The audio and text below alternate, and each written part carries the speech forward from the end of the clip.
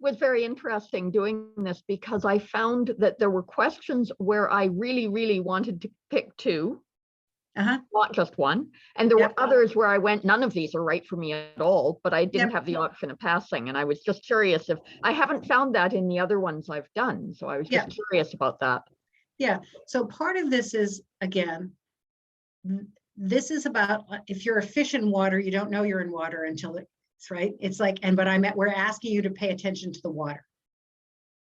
So a lot of what might be true is that you just aren't aware. So I would have said to myself, when I first learned this, I thought, oh, I use the VAK pattern because I'm a big reader, right? But in fact, if I think about going to school, I had to hear it from the teacher first, then go read the book, right? And so, because when I started to really pay attention to what works for me to learn, oh yeah, I need to hear it and then I need to see it. And if I have to, I'll do something, but I'd rather just sit in my chair, which tells you that the kinesthetic is in that third position, right? So it's really just starting to become as exquisitely familiar with how you think as possible by paying attention. And don't worry about the questions. Go to the chart and look at it, and which feels true for you. What's the order in which you like to receive information in order to be most effective?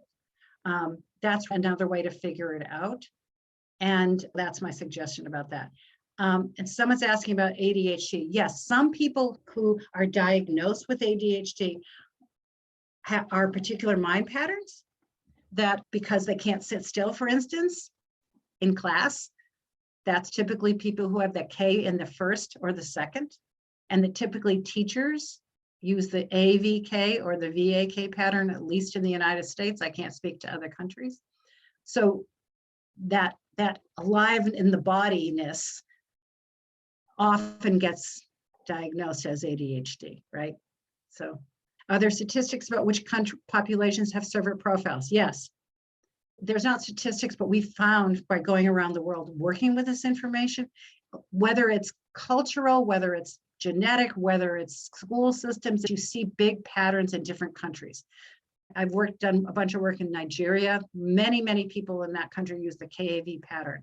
They sit next to each other instead of across so they can put their eyes wherever they want. They put their arms around each other on the shoulder while they're talking, so they have a kinesthetic connection.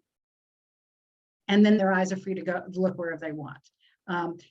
Contrast that with Ireland, it's an auditory, kinesthetic, visual country. All the singing and all the poetry and all oral tradition and all of that is an example. So there can be cultural patterns. And the one last thing I want to say before we move on is this information is seeped into the world enough to people tend to say things like, oh, I'm a visual learner, or oh, I'm an auditory learner. And what this says is, no, we take in the world in all three ways. We all hear, if we don't have any impairments, we all hear, we all see, and we all feel. So it's a matter of which is being triggered in our brain as a result of those things.